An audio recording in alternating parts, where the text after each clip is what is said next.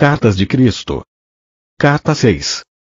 Estas cartas apresentam um conhecimento que as pessoas, ao longo dos séculos, têm desejado obter. Porém, não o receberam porque seu conhecimento científico mundial não era suficiente para capacitá-las a compreender. Foi assim quando estive na Palestina na pessoa de Jesus, expliquei sem cessar a verdade da existência universal de diversas maneiras, mas ninguém entendeu. Como a maioria de vocês deve compreender, não vim neste momento para trazer uma nova religião, um código moral melhor, ou um novo Deus a quem adorar. Também não prego pensamento positivo, como o fazem os seus metafísicos. O pensamento positivo, da forma que a humanidade o concebe, para magnetizar suas necessidades e desejos humanos e os meios para alcançar suas ambições, simplesmente fortalece seu impulso egocêntrico. Todas as coisas abençoadas e generosas serão manifestadas em você em sua vida à medida que você compreenda que o universo inteiro é consciência universal transcendente, tornada visível quando ela toma forma material através da atividade do ego. O verdadeiro propósito de sua jornada espiritual é o de livrá-lo da escravidão do ego e o de fazer o mais puro contato com a consciência divina. O seu destino final é o de reconhecer a sua onipresença, tanto dentro de você como também em todas as suas atividades diárias. O seu objetivo espiritual supremo é chegar ao momento espiritualmente elevado em que você finalmente compreenderá que sua mente humana e seus desejos são finitos. Portanto, eles nunca poderão levar você à felicidade e à realização que experimentará quando abandonar a sua individualidade e vier à consciência divina pedindo unicamente pelo caminho mais elevado, pela vida mais abundante e pelo verdadeiro propósito espiritual, que você somente pode cumprir em seu estado terreno. Assim, para ajudar você a alcançar este alto ponto de compreensão, detalharei as origens e função do ego. Enquanto contemplo seu mundo, vejo uma dimensão atualmente controlada pela força do ego. Todas as coisas más em sua decadente sociedade atual, em suas enormes cidades sem a alma, surgem da força do ego. Essa é a fonte de toda a atividade cruel, mentirosa e pervertida que está atualmente em operação em seu planeta. Essa força controla os meios de comunicação, a TV, as famílias e nações, produz as guerras em todo o planeta, cria um miasma turvo de energias de baixa consciência que as entidades espirituais elevadas percebem que é por demais horrível de se contemplar. O seu ego está impulsionando você se sua atual consciência está impregnada pelo amor às posses e por uma incapacidade de compartilhar com os demais, planejando modos de se fazer rico à custa dos outros, roubando, não cumprindo com o trabalho conscienciosamente, não dando valor ao dinheiro que recebe, reclamando, resmungando, permitindo-se criticar, ser sarcástico, julgar, rejeitar, denegrir, gerando inimizade, intolerância, ódio, ciúmes, agressão, impulsos violentos, falsidades, relações desonestas e difamação. Seu ego está no controle e você terá dificuldades para deslocar-se através do miasma da consciência egocêntrica para poder ver a realidade. Por esta razão eu venho, por meio destas cartas, para ajudá-lo a compreender exatamente o que está aprisionando você nas suas condições atuais, neste horror que a mente humana não poderia imaginar há um século. Agora passo a explicar mais detalhadamente o ego. No momento de sua concepção, durante o ato sexual, quando a consciência de seu pai se elevou via espinha dorsal até o alto da cabeça e a tensão atingiu seu ponto máximo, a consciência de seu pai tocou brevemente a consciência divina, criando um relâmpago, uma pequena explosão que ele viveu sob a forma do orgasmo, após o que uma injeção de consciência divina infundiu-se em seu sêmen para dar vida ao óvulo de sua mãe. O momento da união com a mulher e a explosão de tensão no homem no momento do orgasmo, reproduz o momento do Big Bang, quando a unidade da consciência pai-mãe explodiu em energias separadas, e tomaram forma as primeiras partículas elétricas, assim como a matéria aleatória. A consciência pai forneceu a energia de atividade e ímpeto, e a consciência mãe forneceu a ligação para dar forma e substância às partículas elétricas. Estes são impulsos primitivos que dão vida e forma ao homem e à mulher. Quero que você compreenda que a criação não é uma criação de matéria impregnada com consciência. A criação é a forma visível dos impulsos originais, atraídos e reunidos em formas e entidades individuais, todas expressando facetas e combinações diversas dos impulsos originais, em uma imensidade de maneiras diferentes. Portanto, os impulsos originais são a realidade que seus olhos, ouvidos, olfato e tato dizem ser de matéria sólida. Porém, na realidade são impulsos de consciência individualizados com a finalidade de serem experienciados, compreendidos intelectualmente e emocionalmente apreciados. No momento da concepção, quando o sêmen se une com o óvulo e acontece o acasalamento, os cromossomos de consciência masculina se unem aos cromossomos de consciência feminina. Esta é uma união física da consciência do sêmen de seu pai e da consciência do óvulo de sua mãe, projetada pelo divino. E assim, os cromossomos de consciência masculina e feminina levam o gravado padrão genético do DNA do pai e da mãe. O momento da união física do sêmen e do óvulo é conduzido em 2 níveis de criatividade.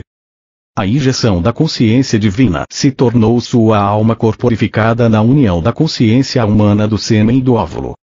O corpo físico foi criado, impulsionado pela consciência pai, mãe, Veda, a qual controlou a atividade e a ligação das células conscientes, produzindo o gradual crescimento e desenvolvimento de seu corpo físico, que é realmente a consciência tornada visível em cada nível de seu ser, e nada mais.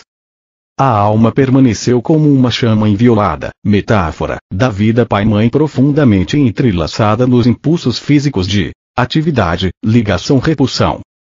Isso se converteu em sua individualidade e personalidade terrenas. Incorporados nos transcendentes impulsos de vida da consciência divina pai, mãe, esses impulsos de consciência agora se encarregam do processo de criação de sua consciência física e se tornam a força impulsionadora de sua personalidade. Juntos, atividade e ligação trabalham para construir uma célula consciente após outra, segundo as especificações da consciência contida nas moléculas de consciência do DNA.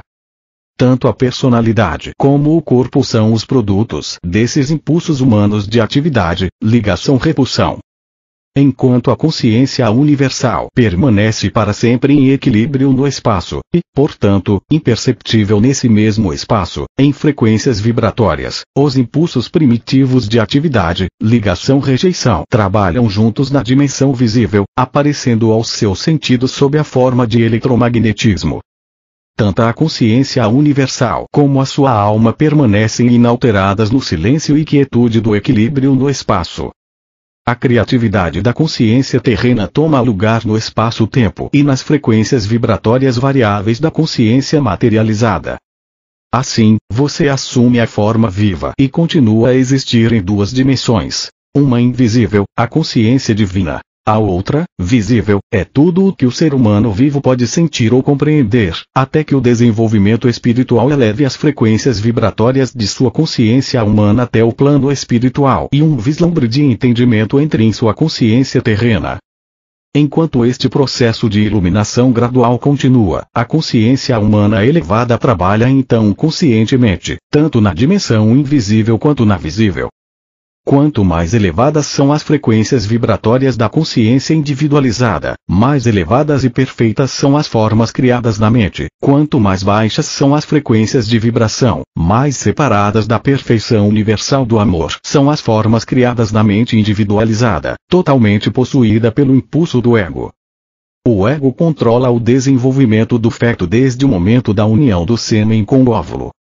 O novo pequeno ser torna-se de imediato o que sente satisfação ou insatisfação no útero, dependendo da sensação de conforto ou mal-estar e do que ocorre à mãe. Quando você nasceu, ao ser separado do conforto do útero que o guardava, seus instintos de sobrevivência, impregnados com o profundo conhecimento original do ser criado existente em cada célula viva de seu corpo, o levaram a respirar e o tornaram consciente de um vazio e de uma perda emocional, que você sentiu como um vazio físico e uma necessidade de nutrição física. E assim nasceu o choro de seu ego. Quando chorava, sua mãe lhe dava de mamar, o que era profundamente satisfatório, tanto física como emocionalmente. Quando suas necessidades eram plenamente satisfeitas, podia voltar a um estado de equilíbrio no sono. Quando você despertava desse equilíbrio, sentia uma sensação de insegurança. O equilíbrio estava agora dividido em conhecimento mental e emocional. Você recordava que sua mãe e seu leite representavam a satisfação da necessidade de segurança, e assim você chorava de novo. Então as suas necessidades eram satisfeitas novamente. Assim se desenvolveram os seus impulsos do ego. Você às vezes chorava, e humanamente decidiam que ainda não era hora de alimentá-lo, deixando-o chorar durante algum tempo. Isso trouxe para você a consciência de que as necessidades nem sempre eram satisfeitas de imediato e que havia a necessidade de se adaptar. Você escolhia a raiva e chorava com mais força, ou escolhia a aceitação. Sua escolha de reação dependia das características do impulso do ego gravadas em sua consciência ao nascer. Nenhuma das formas de impulso do ego deve ser condenada ou julgada. Elas são o resultado natural do fator criativo do ego, que assegura a individualidade. Como expliquei em minha última carta, o ego é o guardião da individualidade. Se você não tivesse sido infundido com esse impulso para chorar pelo que deseja para ser feliz, ou de recusar o que o entristece, você estaria à beira da não existência. Se não saísse correndo ou pedisse ajuda quando estivesse em perigo, poderia morrer. Se não tivesse chorado, exigindo alimento, ao nascer, poderia ter morrido de fome. Se não tivesse acolhido com prazer o leite ao mamar, se aninhando afetuosamente a sua mãe, talvez nunca tivesse desenvolvido uma carinhosa proximidade e ligação com ela. Sem o impulso do ego não haveria criação, nem individualidade, nem satisfação das necessidades, nem proteção, nem respostas calorosas e nem amor humano. Sem o impulso do ego não haveria autodefesa, nem autoproteção, nem sobrevivência. Por outro lado, o impulso do ego, o primário do indivíduo, está gravado somente com a necessidade de autossatisfação e de sobrevivência.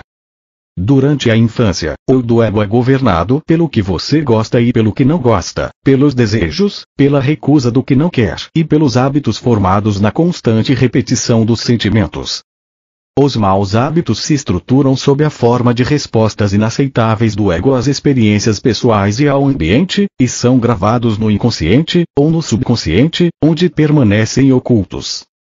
Eles surgem em padrões repetitivos de comportamento, quando a memória de circunstâncias e modos de comportamento anteriores, inconscientemente, trazem-nos à mente. Então, a mente subconsciente e a mente consciente começam a trabalhar juntas para desenvolver a personalidade.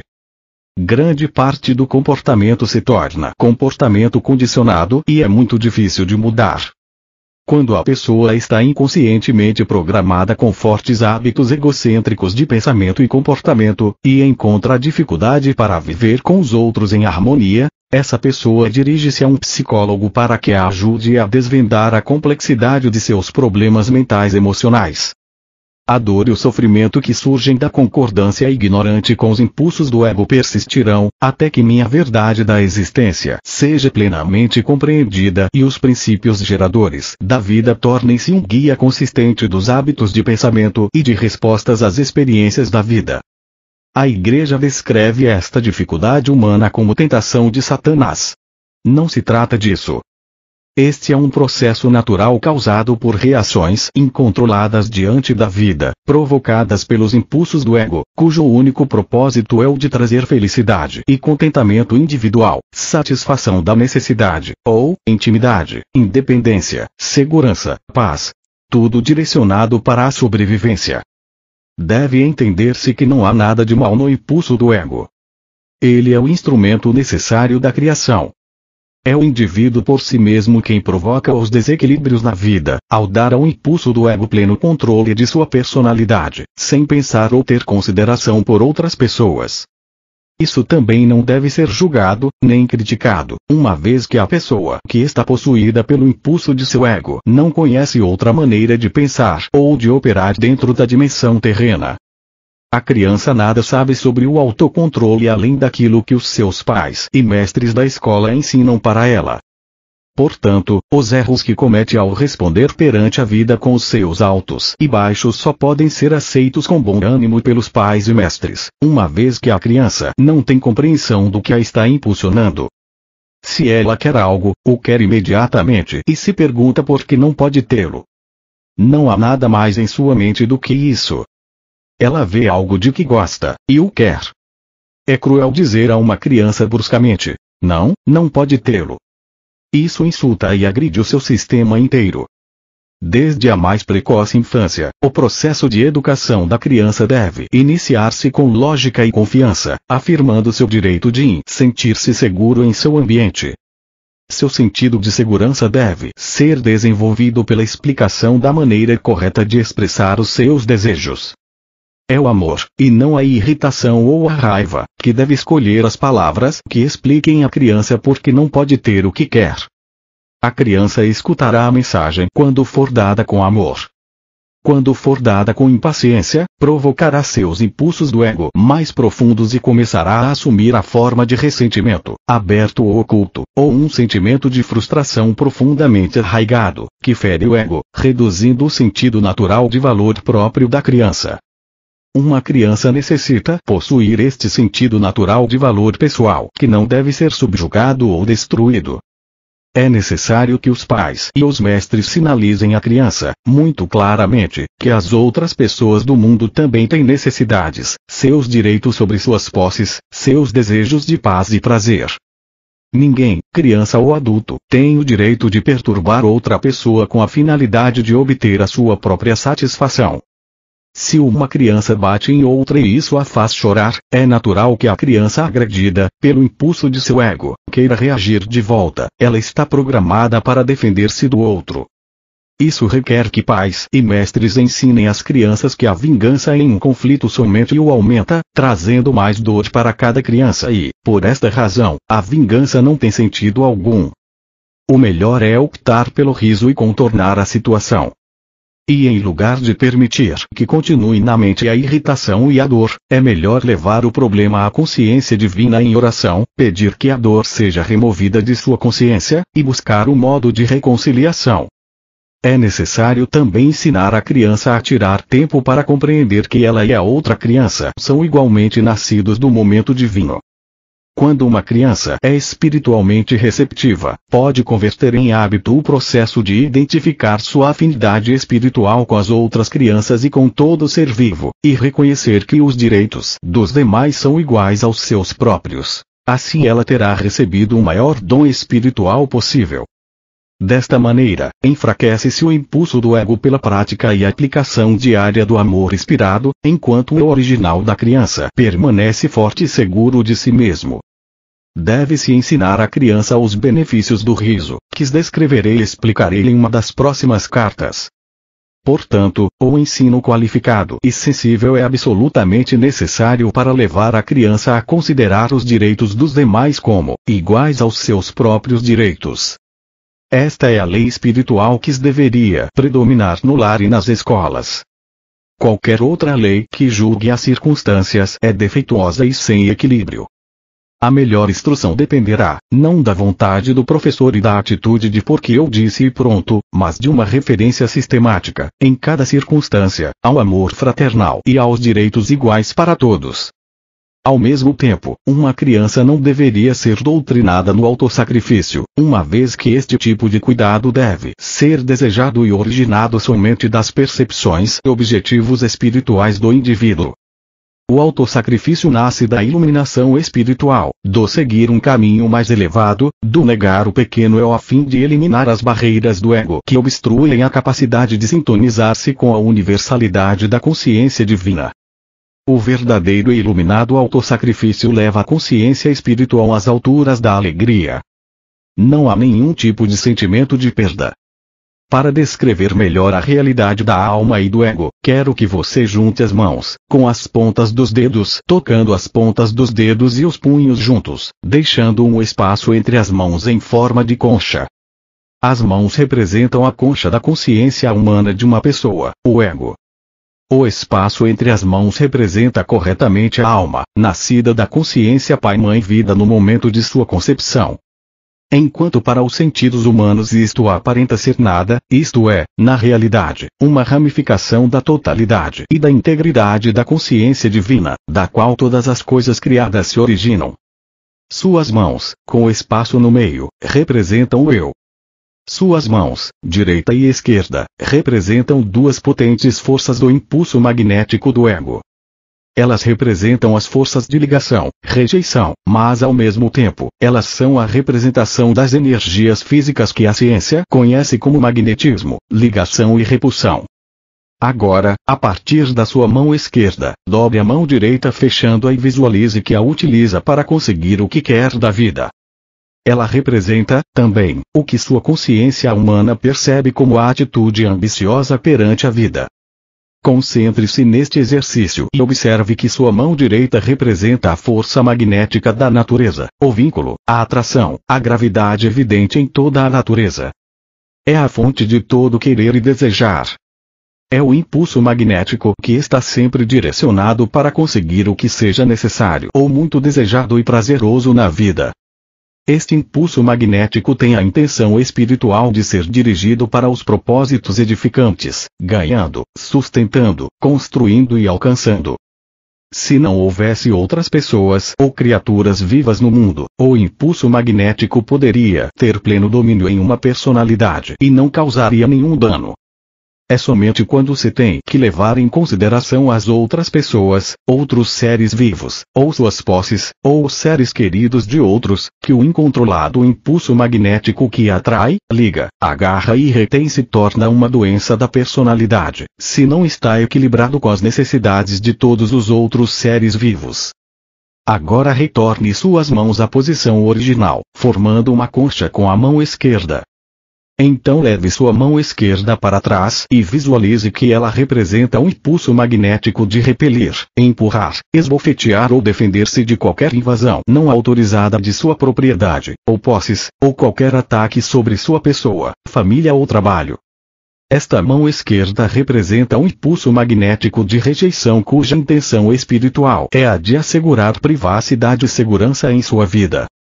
É uma arma legítima quando sua sobrevivência física ou emocional está em jogo, contanto que você sempre se lembre de que cada ação sua é um padrão eletromagnético de atividade, atração, repulsão, inconsciência que repercute, e no final se exterioriza, na forma de um ataque similar sobre si mesmo.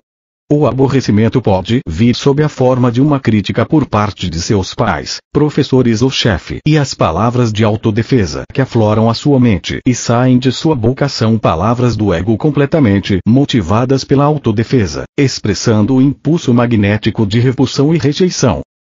E quando suas palavras egóicas de ataque se incendeiam num discurso irado, assim também o ego de seu rival é igualmente ameaçado e surgem dele ou dela palavras de autodefesa contra você. O que pode ter começado como uma ação adulta necessária, apontando algum erro e uma maneira melhor de atuar, frequentemente é entendida, por um ego sensível e autocentrado, como um ataque pessoal. O que deveria ter sido um instante de crescimento transformou-se em um tempo de conflito, raiva, possíveis lágrimas, ressentimento contínuo e mútua hostilidade. Em situações como essas, inesperadas, rápidas e desnecessárias, se gera um conflito na mente, expressado em palavras, mesmo em ações, que se perpetua através do ressentimento e do ódio. Lembre-se de que cada atividade mental, o pensamento e as reações emocionais de atração e repulsão, são todas energias criativas da consciência. Estas energias da consciência criam as formas desagradáveis que repercutem, desenvolvem a direção do caráter e afetam os relacionamentos em geral e o meio ambiente, e elas reduzem a vitalidade do corpo, conduzindo diretamente a uma sensação de mal-estar físico, a uma infecção viral ou a uma doença crônica. Quando é atacado de algum modo, o caminho mais elevado, um caminho unicamente de repercussões construtivas, é o de recordar que você pode chamar instantaneamente a consciência divina, da qual receberá imediata proteção em qualquer eventualidade. Todavia isso só é possível se você puder ir além do impulso magnético de resistência do ego, com a perfeita segurança de que a consciência divina atende cada uma de suas necessidades. Agora volte sua mão esquerda para sua posição original, junto à mão direita. Perceba que durante o exercício, o espaço entre as mãos permaneceu espaço. Ele não esteve envolvido em nenhuma atividade de suas mãos. E assim é com sua alma, quando o seu ego está ocupado, segundo após segundo, sempre e para sempre em alerta para realizar as suas necessidades e para defender você de qualquer aborrecimento. A consciência divina de sua alma fica oculta, ainda que esteja sempre em seu interior. Quando estive na terra, falava com as pessoas sobre o reino dos céus. Eu disse que ele estava dentro de cada um. E assim é. É a sua alma. É a morada do equilíbrio da consciência divina, que deu para você o ser como futuro homem ou mulher. Desejo muito poder depositar em sua mente uma visão mais ampla de sua fonte de ser, para que você possa perceber com um pouco mais de clareza o seu começo, de onde você veio. Você também deve compreender que sempre que pronuncio uma palavra para descrever aquele que verdadeiramente não é conhecível, eu mesmo estou nas mais altas frequências infinitas e mais de vibração, no limite do grande equilíbrio universal, de onde todas as coisas retiram o seu ser e sua forma. Se eu falar de uma montanha, uma imagem virá à sua mente, porém você não conhecerá a imensidão de sua estrutura, a resistência de sua rocha, os seus barrancos, picos e cavernas, a neve que a cobre a cada inverno, as cascatas caindo em mananciais quando se derretem as geleiras. Para que você tenha um vislumbre da grandeza da montanha, eu teria que entrar em uma descrição detalhada de cada canto e recanto. E mesmo depois da explicação verbal mais detalhada, você teria somente uma imagem mental para sua inspiração.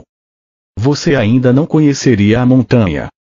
Se eu falar de um furacão, posso trazer à sua mente a imagem das árvores dobrando-as em direção à terra, arqueadas pelos fortes ventos, os muros desmoronando, as vigas quebrando, os ladrilhos e telhados voando, janelas destroçadas, carros virados e grandes árvores arrancadas.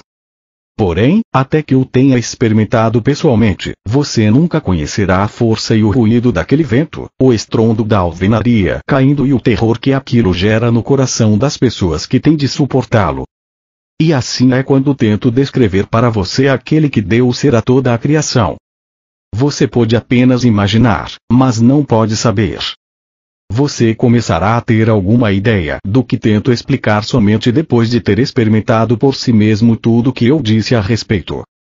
Portanto, não deixe que ninguém que tenha lido minhas cartas discuta com quem quer que seja, ou negue a verdade do que estou ensinando, ou rejeite as minhas palavras, pois eu digo verdadeiramente que vocês não podem conhecer plenamente aquilo que ainda não experimentaram. Apenas aqueles que me seguirem com aceitação e fé na meditação diária, na purificação da consciência e na oração fervorosa, pedindo iluminação, no final obterão vislumbres cada vez mais profundos, e, portanto, experiências, daquilo a que a criação mesma pode dar acesso, a consciência divina. Talvez você se pergunte, qual é a diferença entre a consciência universal e a consciência divina? A consciência universal é o reino universal do espaço, onde ninguém pode entrar ou acessar, uma vez que ele permanece em um estado de equilíbrio e de energia autônoma. A consciência divina é a reunião dos impulsos originais dentro da consciência universal, que foram liberados para converter-se na atividade e na substância da criação no momento do Big Bang. Impulsos se dividiram na explosão e então se reuniram no estado de mútua retenção. Estavam destinados a trabalhar para sempre no reino criado, separadamente, se manifestando como energias, ou em conjunto, retidos em equilíbrio. É somente nesse reino da consciência divina que a ciência pode penetrar. Talvez o parágrafo seguinte explique isso com maior clareza. Consciência universal, personificação dos impulsos universais. Impulso da vontade de criar, em mútua retenção com impulso do propósito de experienciar a si mesmo. Inteligência, em mútua retenção com amor. Impulso da vontade inteligente, em equilíbrio com impulso de propósitos amorosos. Tendo dado esta descrição da consciência universal em palavras intelectuais, você não estará mais perto de poder apreciar a sublime magnificência e grandeza do poder, nem da beleza, da alegria, da harmonia, do êxtase contido na cor e som, muito além de sua dimensão. Somente nós, que ascendemos nas frequências vibratórias de consciência até os portais ou limites do equilíbrio da consciência universal, é que experimentamos e podemos irradiar, sem desejar realizá-lo, o êxtase da autoconsciência do verdadeiro potencial, a maravilhosa alegria da realização pessoal sem levantar um dedo. Uso este último termo como uma metáfora, uma vez que, mesmo mantendo a minha individualidade, sou ativo apenas em consciência e já não sou, de nenhum modo, físico, não tenho sido desde a minha contínua ascensão espiritual em outras dimensões, depois de minha morte na cruz. Talvez você se pergunte como é possível que impulsos universais tão enormes estejam em um estado de equilíbrio. Eles estão em um estado de igualdade e mútua retenção. O impulso do amor atrai e nutre, sustentando e mantendo sob controle a vontade criativa e ativa. Só posso explicar este fenômeno usando estes termos simples. Se colocar a palma de uma mão em cima da palma da outra, com as pontas dos dedos de cada mão tocando o pulso da outra mão, e tentar separá-las, ao mesmo tempo que as mantém firmemente apoiadas uma sobre a outra, terá alguma ideia do significado de equilíbrio ou retenção mútua. Além disso, você deve compreender que ainda que as mãos estejam aparentemente expressando um fenômeno físico, na realidade são governadas e expressam impulsos que se originam em seu cérebro. Seu cérebro pode ser o veículo para expressar ideias conscientes, impulsos, mas, na verdade, o impulso é a realidade de todo movimento de todo tipo, e não o cérebro físico, que é simplesmente um instrumento de expressão de tais impulsos. Tenho trazido a você apenas uma narração intelectual da consciência universal. Como posso descrever para você o poder latente, a magnificência da reverência, o êxtase, a felicidade radiante, o absoluto estado de satisfação, paz e harmonia de seu ser? Ainda que você possa contemplar e compreender que desta imensidão de consciência o universo inteiro tomou vida e forma, você não poderia perceber mais que um elétron da vasta, incomensurável alegre realidade que é a consciência universal. Para compreender integralmente a natureza da criação, as razões pelas quais o ego funciona como o faz e porque as entidades criadas sentem os impulsos que sentem, deveis entender que a natureza e a qualidade da consciência universal são alegria radiante, realização, felicidade. Isso é o que eu chamei de o reino dos céus dentro de você, dentro de sua alma, dentro dos recessos mais profundos de sua psique, que é o intermediário entre o esplendor de sua alma e a sombra do próprio ego. Voltar a esse estado transcendente de glória, beleza, felicidade e harmonia do ser é o anseio mais profundo de sua alma. Esse anseio constante, essa recordação inata e inconsciente de equilíbrio e paz, felicidade e harmonia é o que impulsiona o ego, através da psique, a manipular o ambiente em seu favor. Seu firme propósito é o de trazer você de volta ao estado original de glorioso êxtase, do qual se formou sua alma, seu ser e sua forma. Porém, o ego pode conquistar a alegria e prazer desejados somente por meio dos dois impulsos magnéticos emocionais de ligação-rejeição, que são apenas impulsos materializados para dar a você a sua individualidade. Portanto, o anseio inato de reunir-se à fonte do ser se experimenta nos parâmetros eletromagnéticos do pensamento e do sentimento como mais e mais daquilo que deu a você uma sensação prazerosa anteriormente. Mais amigos, casas, carros, roupas etc. Cada vez que o mais é conquistado, isso provoca uma pequena sensação de satisfação, talvez uma exibição perante os vizinhos para enaltecer a felicidade. Marca-se um ponto e tem-se um pouco mais de satisfação, e logo a novidade passa, a nova posse se torna trivial, os sentidos se acalmam novamente, em equilíbrio, e começa o cansaço mental, a rotina se torna monótona e aborrecida. Para gerar um pouco de vida, o ego encontra outro objetivo a ser alcançado, para proporcionar excitação e prazer. E assim, a vida é uma perseguição sem fim de satisfações pessoais de diversos tipos, deixando a alma oculta, mal nutrida, insatisfeita, ainda ansiando por algo mais. Mas o que é que o meu eu mais profundo está desejando? Você se pergunta em desespero. Quando uma pessoa consegue entender a verdadeira fonte de seu vazio e de seu contínuo anseio interior de ter mais daquilo que me fez sentir bem antes, e começa a meditar para fazer contato com aquele que lhe deu ser, um pouco de equilíbrio divino se filtra através da consciência humana. O vazio começa a diminuir. Se, de fato, tal pessoa vislumbra algo do eterno e do verdadeiro objetivo da vida, o desejo de mais posses acabará por morrer de morte natural. O desejo por mais posses será gradativamente substituído por uma sincera apreciação do que já tem num sentido de contentamento constante. Através das experiências e intervenções milagrosas ou das atividades da consciência divina em sua vida diária, a consciência humana se eleva enormemente e aprende que suas necessidades diárias são satisfeitas da melhor maneira. Aumenta-se a fé e a alegria se intensifica. Por isso tenho dito: não vim para ensinar você a pensar positivamente para atrair ao seu redor as coisas que quer e necessita. Vim expressamente para levá-lo de volta ao reino dos céus. Entretanto, não é somente por desejar mais posses que sua alma se encontra presa em sua morada secreta. O ego também utiliza o impulso emocional magnético de repelir, rejeitar para assegurar sua individualidade, privacidade e segurança. Esse impulso assume diversas formas projetadas para dar uma sensação de superioridade, ou elitismo, que o protege de pessoas que você considera indesejáveis, ou que tenham menor posição social que você. Esse impulso egocêntrico é praticado continuamente e acredita-se que é perfeitamente aceitável, mesmo nas igrejas. A verdade é: quando a alma começar a ganhar um pouco de controle sobre o impulso do ego, ela repreenderá a personalidade humana por seu egoísmo e exclusividade. Ela exigirá da psique adotar o amor incondicional e a crença na universalidade e na unicidade de todas as pessoas, não importando quem sejam.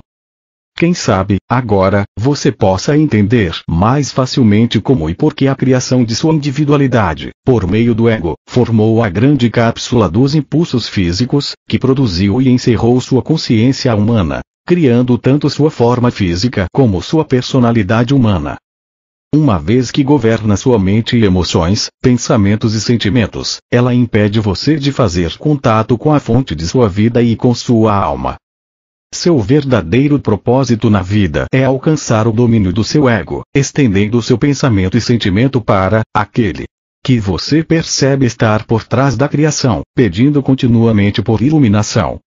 Este é o primeiro passo que uma pessoa deve dar em direção àquele glorioso momento em que fará contato com o divino e, em seguida, prosseguir, através de uma contínua purificação do impulso do ego, até o retorno a esse estado celestial onde nasceu sua alma e de onde procede a sua individualidade. E como se deu a criação da individualidade? Como disse antes, a consciência universal alcançou o ponto máximo de mútua retenção e houve uma explosão que separou e dividiu o impulso da vontade criativa do impulso de propósitos amorosos, os quais se separaram e se fizeram ativos na criação como Pai inteligência, Mãe amor, vistos como eletricidade, magnetismo, ligação, repulsão, vida, reunidos em equilíbrio como consciência divina. VIDA, portanto, o mundo visível, longe de ser sólido e matéria imponderável, na realidade é mente atividade trabalhando sempre em conjunto com o emocional magnético, ligação, repulsão. Também conhecido como atração, ligação. Pai inteligência, eletricidade física e mãe amor. Físico magnético, ligação, rejeição, juntos produziram um filho, o ego.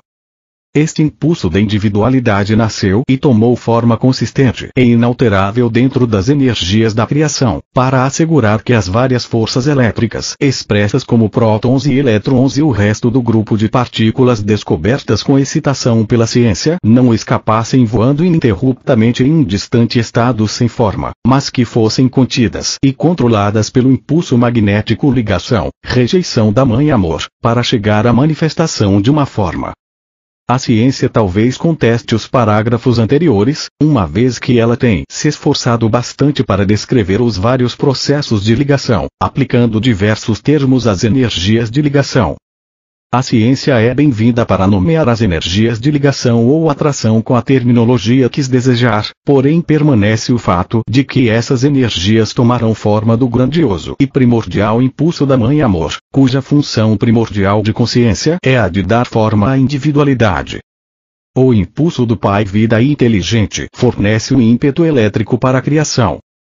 O impulso da Mãe Propósito Amoroso proporciona a ligação para reter o ímpeto elétrico e colocá-lo sob controle na individualidade.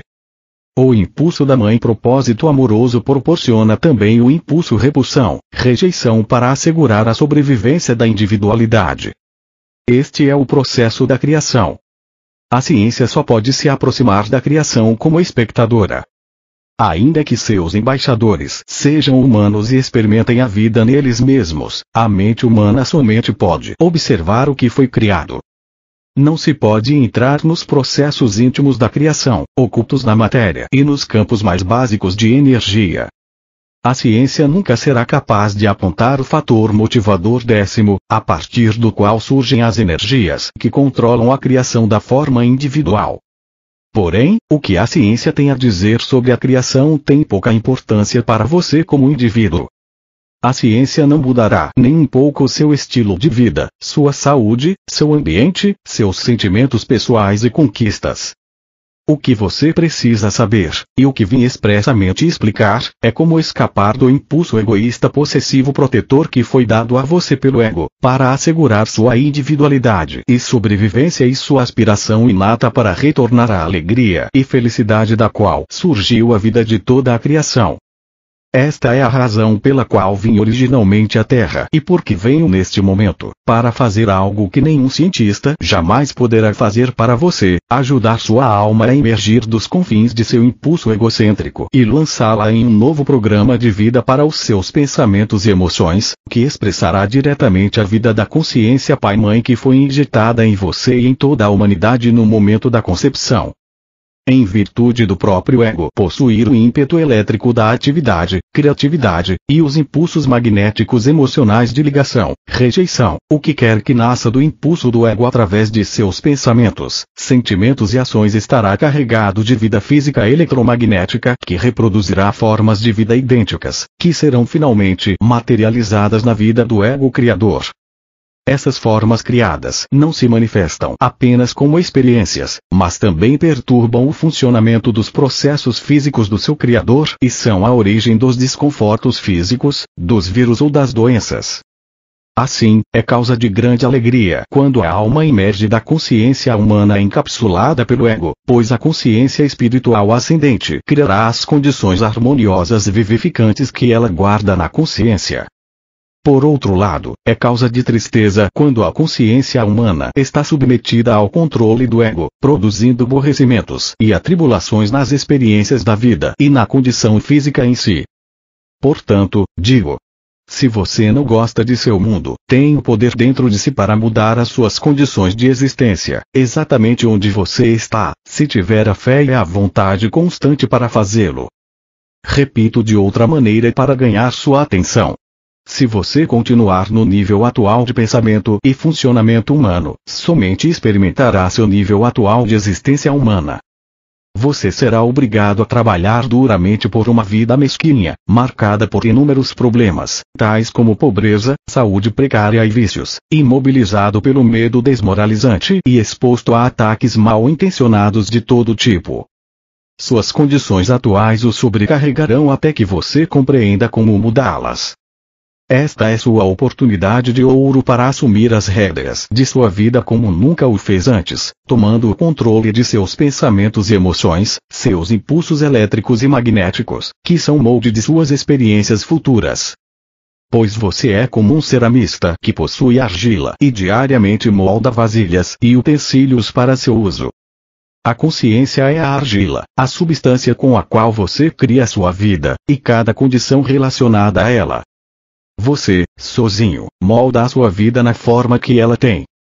Através de seus pensamentos você pode mudar seu futuro pessoal, se levar em conta as minhas palavras, compreender suas verdadeiras origens, acreditar nelas e utilizar este conhecimento em sua rotina diária. Você pode afetar seu ambiente, seu lar, sua família, seu trabalho, as pessoas com as quais se relaciona, assim como também as plantas, os animais e o clima. O que você mantiver firmemente em sua mente é o que exteriorizará. Portanto, é crucial para o seu desenvolvimento espiritual e para o seu desenvolvimento pessoal humano que compreenda plenamente tudo o que estou tentando ensinar a você. Não pense que estas cartas que apresento são demasiado difíceis de compreender, passando em seguida para uma maneira mais fácil de encontrar a felicidade.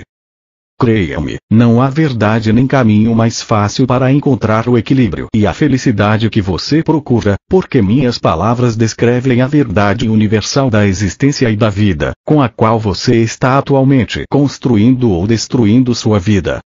Ao mesmo tempo, você pode ter certeza de que nunca poderá criar novas condições para você mesmo até descobrir por que como criou condições negativas e destrutivas no passado.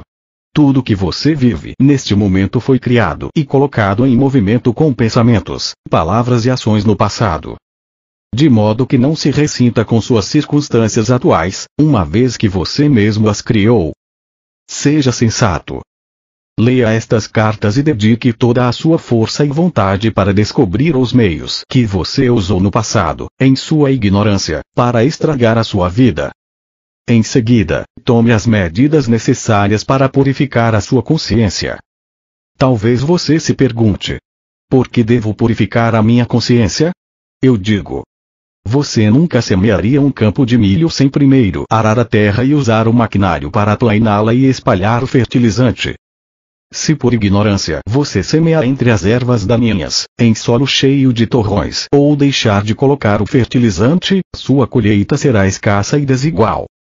É a mesma coisa quando você mistura em seu terreno pensamentos egoístas e vive exclusivamente do seu conhecimento, força e vontade humanos. Você fica limitado em tudo o que faz. E, inconscientemente, você cria circunstâncias que limitarão a colheita de seus esforços. No momento em que você perceber de onde realmente veio, busque o poder sobre o qual pode se apoiar para que possa realizar todas as coisas em sua vida, e tome medidas urgentes para limpar as ervas daninhas. E assim, purificando o solo de sua consciência, atrairá o poder que impregnará e fará prosperar as suas experiências e atividades diárias. Poderíamos dizer que o poder é seu fertilizante, porém isto seria totalmente impreciso e falso. O fertilizante é um alimento químico inanimado para as plantas, enquanto que o poder que você pode extrair através da meditação diária é a vida que irá revigorar todo o seu ser, sua vida e mesmo as suas plantas, os tijolos de sua casa e suas instalações, muito além do que você acredita hoje. As pessoas que empregam toda a sua força de vontade para viver esta verdade veem os frutos inegáveis em suas vidas e, ao vê-los, sua fé e determinação aumentam. Assim, entram em um círculo de bênçãos e ficam surpresas ao constatar que outras pessoas possam resistir a esta verdade e que escolham ficar fora da harmonia terrena e espiritual na qual é possível viver. Se você estiver preparado para ouvir, ponderar e para meditar nas páginas seguintes, começará a compreender o que esteve oculto desde o início da criação. Purificando a consciência enquanto você faz todo o trabalho necessário para a purificação mental e emocional. Utilize minhas palavras das páginas anteriores que descrevem aquele que trouxe você e todo o mundo para a existência visível, e construa um estado de consciência e contato com a sua poderosa consciência divina. Desse contato virá a inspiração e a força para efetuar a purificação mais rapidamente. Enquanto acontece a purificação, você experimentará uma nova felicidade e realização em cada faceta de sua vida. Você também receberá instruções inspiradas para a sua vida diária, seja durante a meditação ou como um raio de luz em sua mente quando está em paz e pensando em algum assunto rotineiro. Se não descartar ou rejeitar estas instruções e segui-las, fiel e cuidadosamente, estará dando seus primeiros passos para converter-se, finalmente, em um grande semeador e colhedor de ideias criativas de muito êxito em seu ambiente. Tudo que estiver conectado com você florescerá e prosperará. Tudo responderá e o abençoará com nova vida. Se você se disciplinar e meditar diariamente com dedicação inalterável, finalmente começará a sentir uma resposta e influxo daquele que LH é Deus é, e as palavras que você utiliza ganharão um novo sentido. Elas serão preenchidas com a vida universal. Você ficará cheio de alegria e extremamente contente, porque então saberá que o poder é real, ativo em sua mente e em sua vida. Você começará a contar, cada vez com mais confiança, com o poder que começa a manifestar-se em seus assuntos. Você vai querer atrair outros para o seu estado de harmonia abençoada, pois os outros notarão e farão perguntas a você. Você estará experimentando um novo amor fraternal e vai querer compartilhar com os demais o que o faz feliz. Nunca será demasiado insistir nesta verdade. A necessidade de meditar, uma vez que muitas pessoas deixam a busca e a autodisciplinada escuta diária, antes de ter purificado sua consciência totalmente e de ter chegado a esse estado de purificação interior tão necessário para estabelecer um perfeito contato com a consciência universal, a fonte de seu ser. Quando você faz contato, coisas que parecem milagres acontecem. Isto é o poder universal começando a tomar forma e se desenvolver em sua alma, corpo, mente, coração e circunstâncias de vida. Eu digo a verdade, você pode confiar em minhas palavras sem reservas. Se você perseverar, chegará um momento em que realmente sentirá o contato e saberá que o fez. Então terá alcançado um momento mais crucial em seu desenvolvimento espiritual humano. Durante algumas horas, muitas almas se sentem elevadas e alegres, antes que as preocupações diárias se intrometam em suas mentes e elas racionalizem a experiência, explicando-a em termos humanos. Não faça isso, pois perderá o que foi dado a você. Você atrasará em grande medida seu progresso espiritual. Se você lê estas palavras e tem medo de acreditar nelas, ou acredita que são insensatas, ou sente que perderá o prestígio se acreditar nelas, estará produzindo uma forma criativa em sua consciência, que negará qualquer resposta construtiva que você poderia ter tido originalmente, ao ler esta carta. Então, eu digo, aprecie seus momentos de fé, conserve os seus momentos especiais de contato com aquele que LH é Deus é, acredite neles e guarde-os firmemente em sua consciência e gradualmente você elevará sua consciência espiritual às alturas, até uma grande visão interior e uma grande alegria. Eu repito, não deixe estas cartas de lado. Não posso insistir bastante na necessidade de pensar nelas, recordar o que dizem. Se não as recorda, volte a lê-las outra vez e outra vez, até que tenha ficado gravadas em sua consciência. Quanto mais você meditar nelas diariamente, mais elas ficarão claras em sua mente e terão um significado cada vez maior para você. No final, verá que elas se tornaram como alimento e bebida para você, construindo sua moral e aumentando sua determinação, para ajudá-lo a transformar as suas condições atuais em um estado de harmonia, amplo crescimento, prosperidade e paz. Grande será sua inspiração e alegria quando você se der conta de que a imensidão daquele que lhe deu ser é um poder radiante, de êxtase sublime, que está além de sua capacidade de sonho e imaginação, é a realidade. Ele é a fonte do ser, a fonte de tudo o que você vê em seu mundo vivo natural e em muitos níveis de existência que estão além daquele no qual você habita atualmente. Quando estiver recebendo abundantemente a consciência divina em sua mente, em você mesmo, em cada faceta de sua existência, então começará a ver a enorme diferença. Você voltará a rememorar os momentos de estresse e infelicidade e verá que, gradualmente, as limitações de sua vida terão dado lugar a grandes bênçãos. Isto se torna um processo contínuo em sua vida. Mantenha seu coração firme. Verdadeiramente sou eu, o Cristo, quem está chegando a você e ao mundo através deste canal e destas cartas.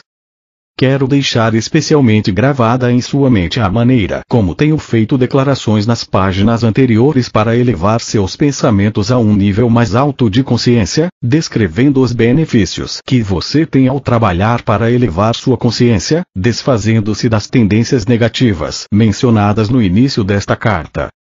Quero que você compreenda inteiramente que vi somente para ajudá-lo a desfazer-se dos pensamentos e emoções indesejáveis, impulsionados pelo ego, que atualmente controlam sua mente.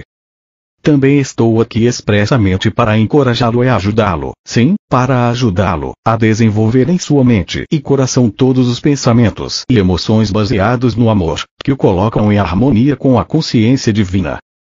O meu propósito mais urgente e amoroso é o de tirar você das sombras da existência nas quais atualmente habita, e levá-lo para o sol da iluminação espiritual que espera por você quando controlar os impulsos do ego, e torná-lo unificado com sua alma e o Pai, Mãe, Vida, entrando na harmonia do amor incondicional para todos. Portanto, eu repetirei a lista de características negativas expostas nas primeiras páginas desta carta. Quero que as leia com cuidado e que observe suas próprias reações e sentimentos, conforme as passa vagarosamente em revista. A crítica, o sarcasmo, o julgar, o denegrir, o gerar inimizades, a intolerância, o ódio, os ciúmes, a agressão, os impulsos violentos, os roubos, as falsidades, as relações desonestas, a difamação. Como começar a desfazer-se de qualquer destas distorções, que você sabe que são parte de sua consciência? Não se envergonhe demais ao olhá-las, uma vez que você é um ser humano e nasceu sob a influência destas características do ego. Assim, não tenha medo nem fique excessivamente desencorajado ao enfrentá-las. Dê o primeiro passo com total honestidade, e anote-as em uma folha de papel. O segundo passo é pegar o papel, deitar e colocá-lo sobre o peito. Feche os olhos e recorra em pensamento à realidade divina, a fonte de seu ser que, você já deve compreender agora, é seu procriador amoroso, seu verdadeiro Pai, Mãe espiritual, que irradia generosamente e de maneira contínua e consistente, amor incondicional de Pai, Mãe. Dê a você um tempo para aquietar sua mente até que sinta que está se movendo além de sua própria consciência. Peça ajuda com fé sincera e espere uma resposta imediata, uma vez que está operando em consciência, para tirar, dissolver e superar os falsos e desnecessários impulsos de rejeição, próprios do ego, em todos os dias no futuro. Com emoção, deixe claro ao seu Pai espiritual ou realidade divina, e portanto para você mesmo, que já não quer mais estas atitudes negativas egocêntricas em sua consciência. Peça inspiração e poder para esforçar-se em evitá-las ou negá-las, deste dia em diante. Ao fazer isto, você está criando uma nova forma de consciência, que agora começa a infiltrar-se e a substituir sua consciência atual. Sua intenção torna-se agora sua realidade. As antigas características negativas que estão escritas em seu papel e foram levadas a seu Pai espiritual, agora estão no limbo de rejeição da sua consciência.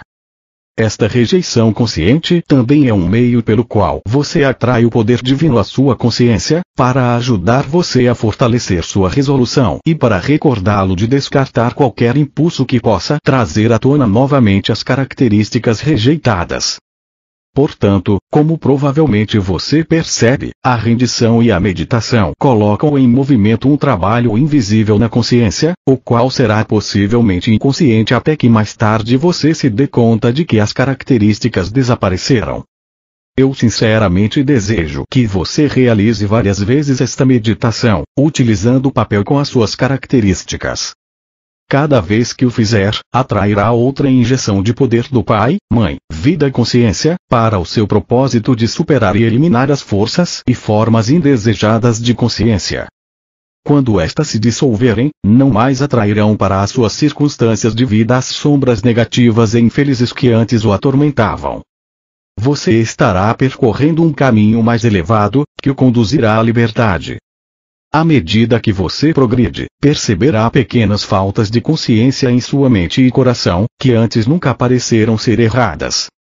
Quando isso acontecer, deve passar pelo mesmo procedimento de anotá-las e levá-las com toda a fé ao seu Pai espiritual.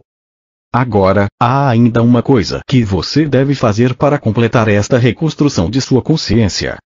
Em lugar de crítica, sarcasmo, julgamento, rejeição, calúnia, inimizade, intolerância, ódio, ciúmes, agressão, impulsos violentos, roubos, falsidades, relações desonestas e difamação, deve escrever em um papel, se possível em letras douradas, para dar um sentido de beleza e brilho aos atributos, às qualidades brilhantes da consciência divina que deseja possuir e expressar no futuro. Para estar em perfeita harmonia com sua realidade divina, seu Pai espiritual, cada atributo será alicerçado no amor incondicional e promoverá o bem mais elevado de todos. Pois você já não buscará humilhar os outros para sentir-se maior e mais seguro de si mesmo. Sua consciência inteira estará voltada para a afirmação dos outros e para a construção de tudo o que estiver ao seu alcance. Você buscará nutrir, alimentar, ensinar, proteger, manter e satisfazer as necessidades dos outros e buscará amorosamente estabelecer ordem no caos das ações insensatas. Tendo escrito suas aspirações douradas na folha de papel, de novo deite-se e recorra à sua realidade divina, pedindo que os impulsos preciosos, a natureza do divino, se estendam gradativamente pela sua mente e coração e que se tornem a sua própria consciência. Quando isto ocorrer, sua alma será como um pintinho, bicando e bicando até romper a casca do ovo, para sair para o enorme e maravilhoso mundo e reunir-se com a mãe galinha, que espera pacientemente que seu filhinho a encontre. Isso é o que ocorre comigo e com todas as outras almas crísticas. Nós esperamos, observamos e ajudamos as pessoas que anseiam conhecer a causa do vazio de seu espírito, que dedicam seus corações para transcender as ocupações terrenas, aqueles cujas mentes estão sendo atraídas para propósitos mais elevados na vida e que sonham em entrar em perfeita sintonia com as suas próprias almas e com a fonte divina do ser. Ansiamos amorosamente por esses viajantes espirituais, mais do que eles próprios possam suspeitar. Isso significa que esperamos amorosamente por você, que está lendo esta carta. Quando você estiver novamente reunido com a fonte de seu ser, terá alcançado seus verdadeiros propósitos na Terra. Terá cumprido sua verdadeira missão na eternidade. E então, deixe sua vida real começar. Você terá entrado no reino dos céus. Não direi a você que qualidades escrever para estabelecer a sua nova consciência, estas devem vir de suas mais altas e melhores percepções atuais. Estude novamente a natureza divina da consciência divina, que percebi tão claramente no deserto e que relatei na carta 1. Deixe que esta natureza divina se torne a sua própria natureza. Quero que saiba que quando você empreender esta viagem com real sinceridade, estarei ao seu lado em cada ocasião.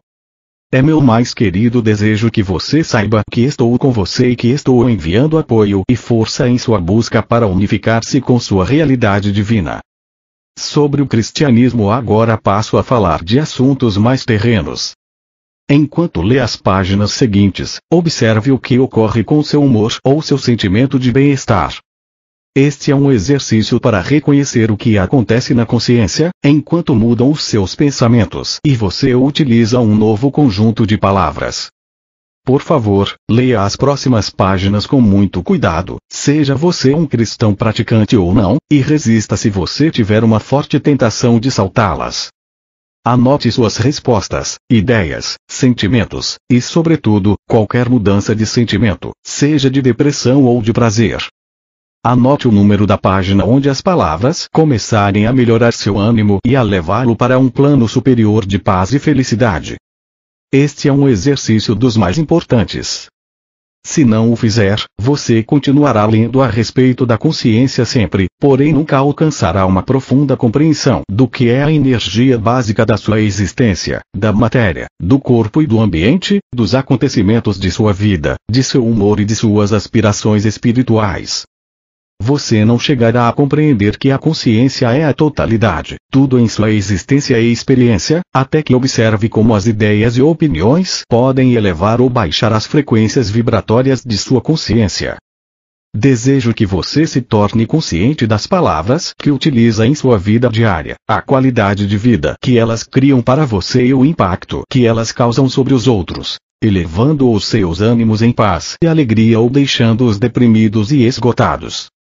Além disso, é minha sincera intenção alcançar aqueles de vocês que atualmente estão vinculados à religião cristã, que estão lutando com o condicionamento religioso passado ou presente e encontram dificuldades para se livrar de suas percepções dos dogmas, a fim de se moverem livremente nas frequências vibratórias mais finas de um conhecimento espiritual superior. Talvez você tenha medo de ser condenado simplesmente por ler estas páginas, ainda assim, elas o atraem fortemente e você sente intuitivamente que está lendo sobre a verdade da existência, que não foi ensinada por seus líderes religiosos. Você está dividido entre sua necessidade imperiosa de conhecer a verdade e o temor de desgostar a Deus, seja qual for a forma pela qual percebe na atualidade.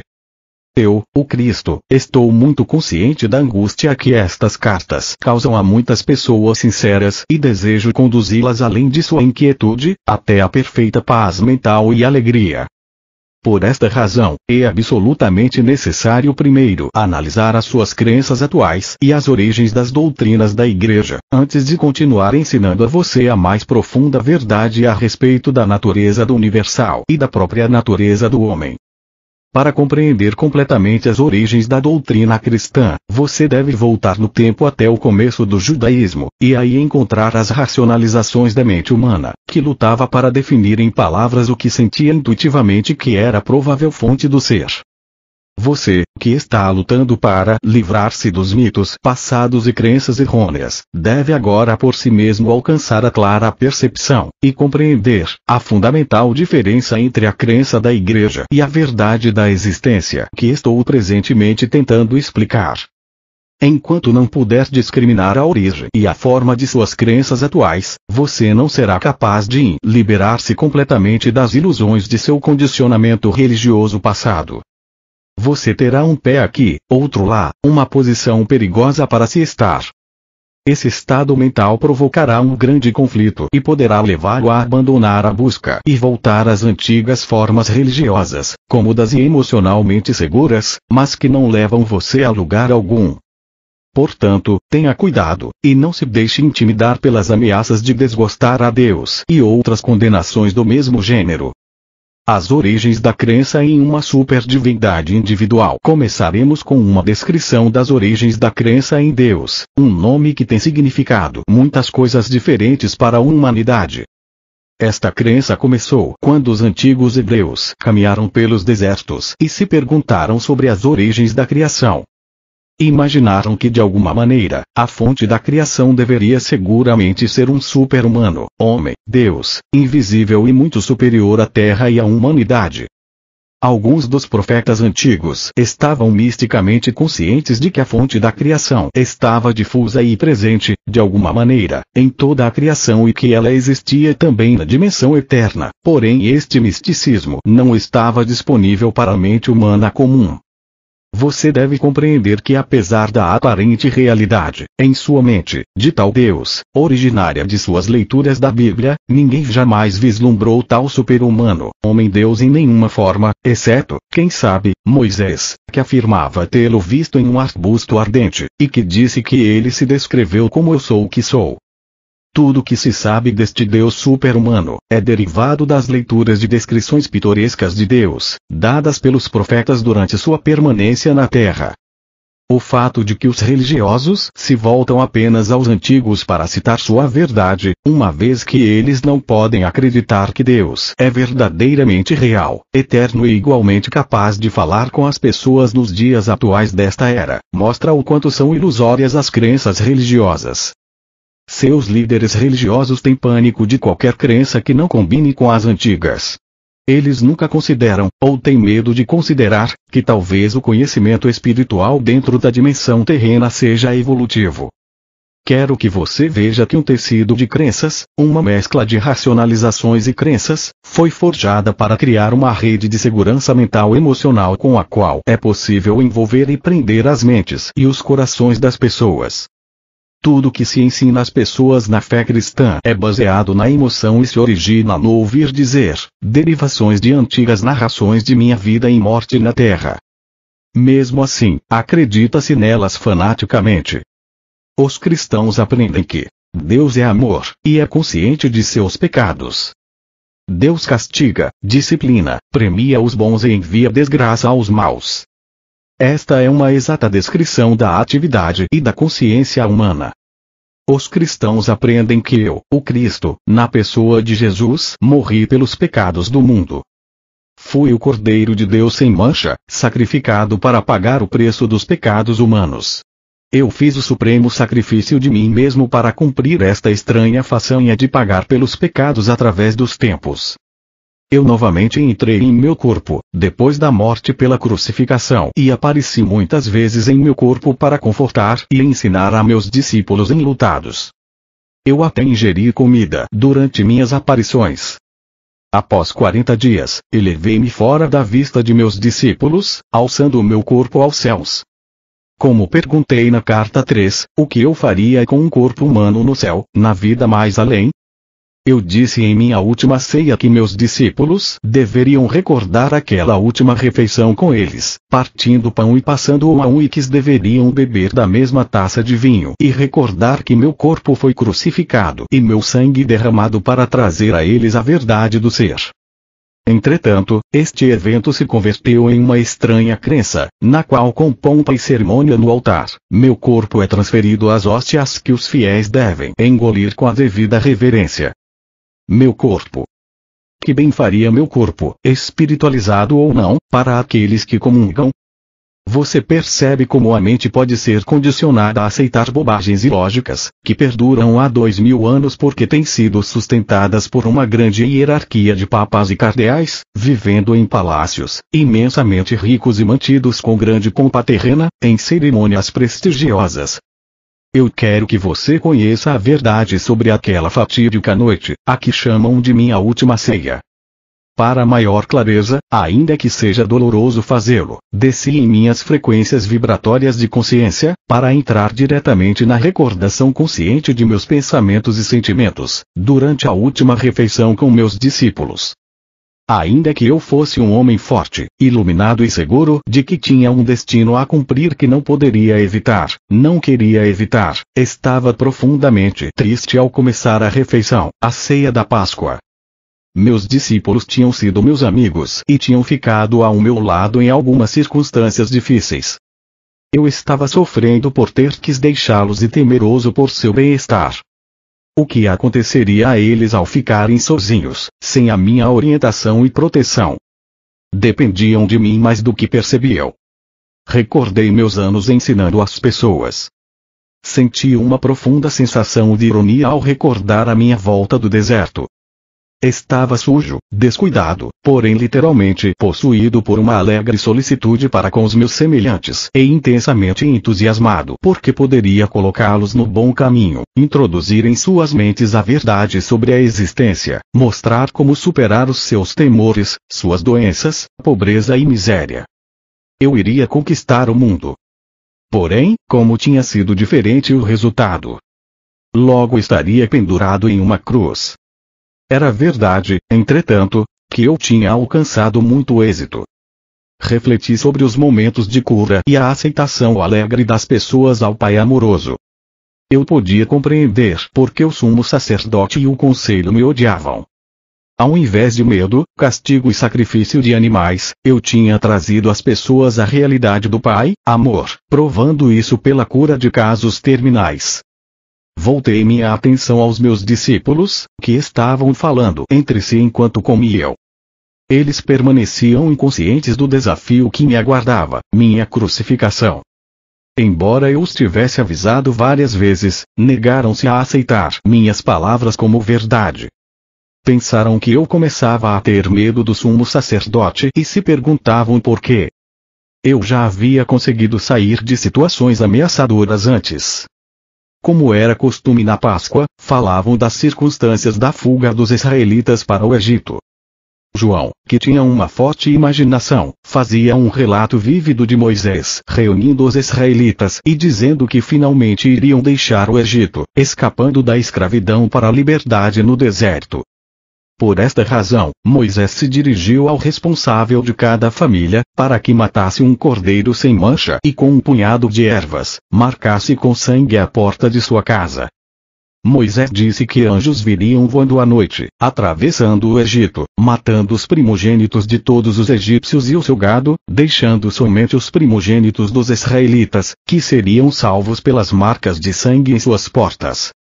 Enquanto os escutava, vendo seus sorrisos e sinais de aprovação para aquele maravilhoso acontecimento, me dei conta, angustiado, de que pouco haviam realmente compreendido de minha descrição do Pai Celestial.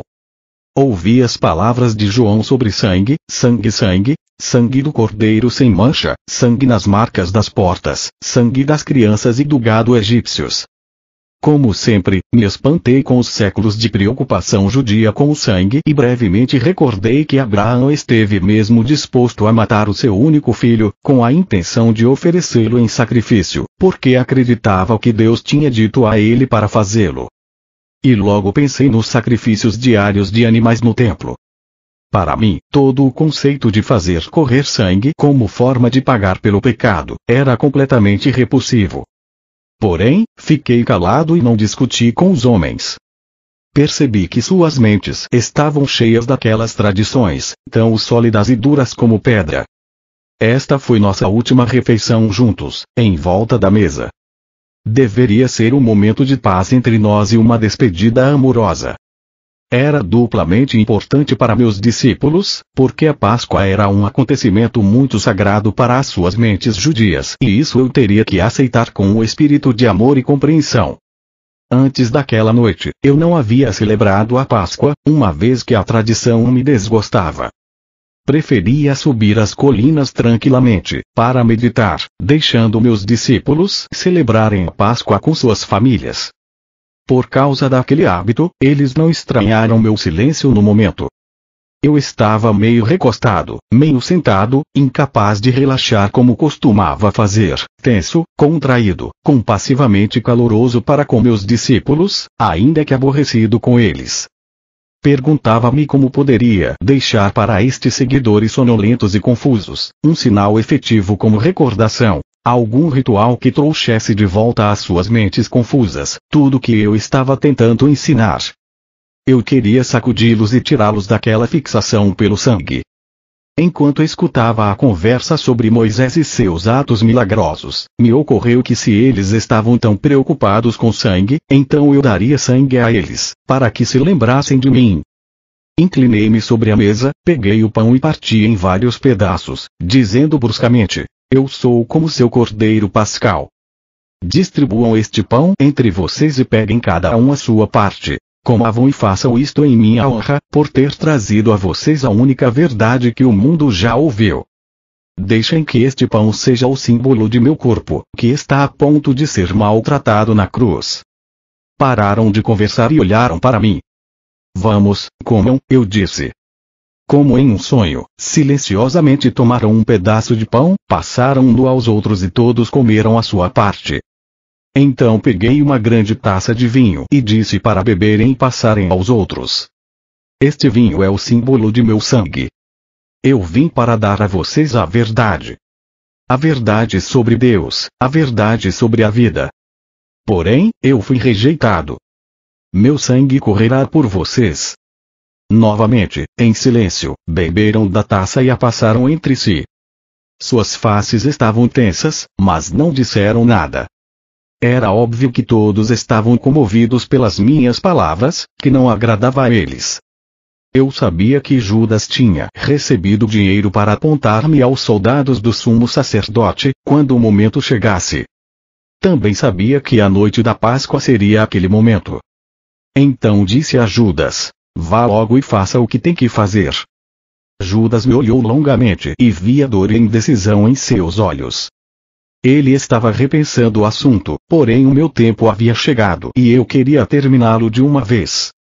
Vá, disse com dureza. Judas levantou-se e saiu da sala.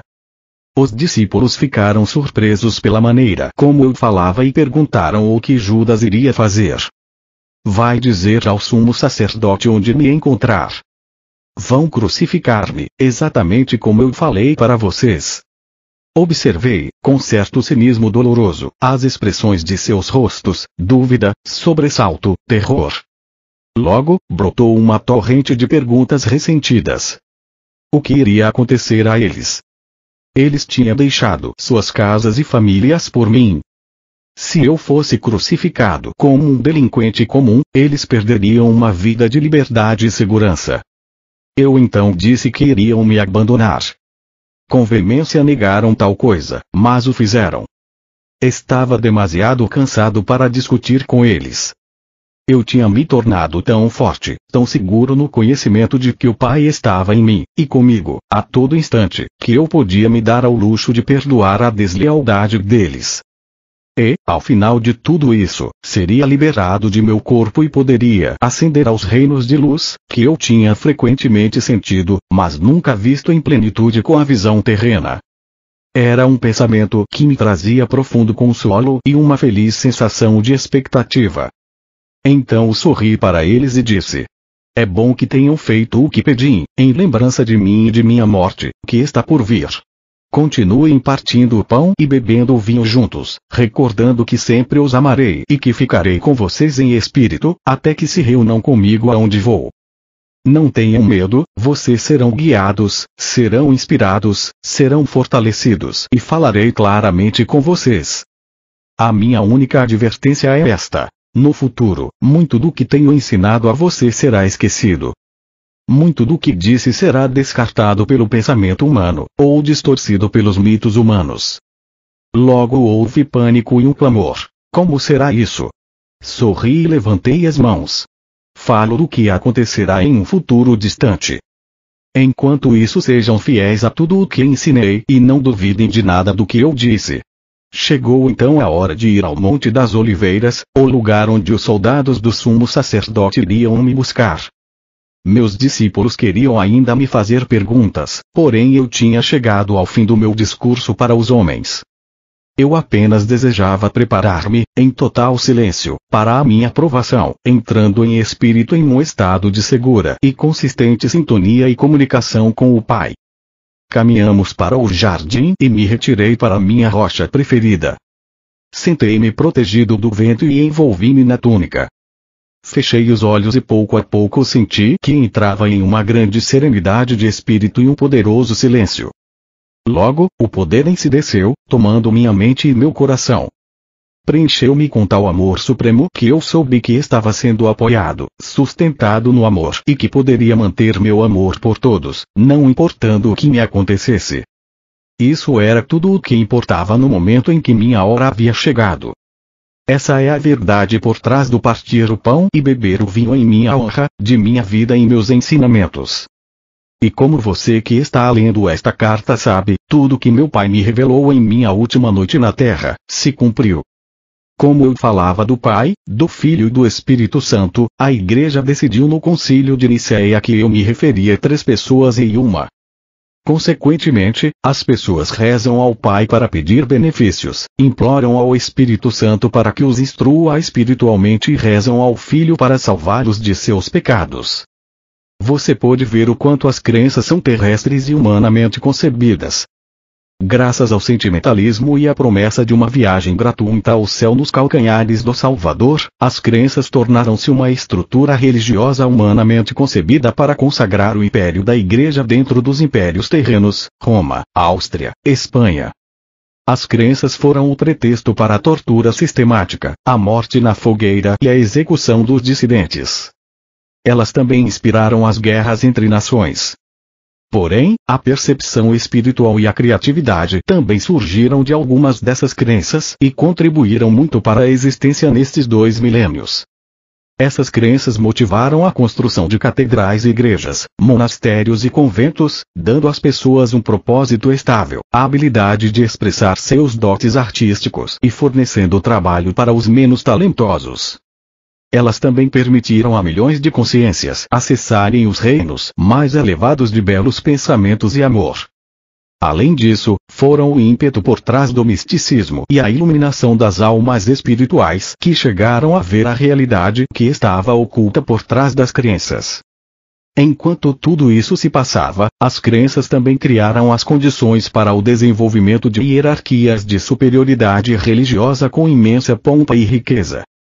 Estes são edifícios criados com os impulsos do ego, concebidos pelo ser humano e, portanto, totalmente falsos de um ponto de vista espiritual.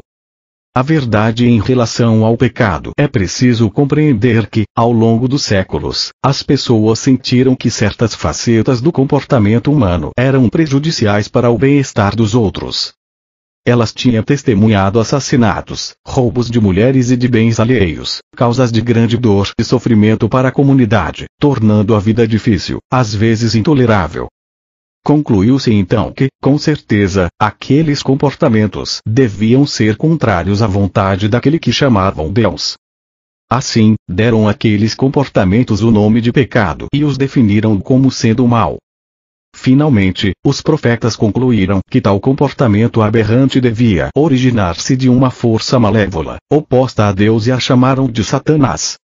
As pessoas ameaçavam e castigaram umas às outras, na crença de que os pecados eram maus e de que seu Deus castigaria os homens pelas maldades contra os outros. Até hoje se pratica esse comportamento nas igrejas.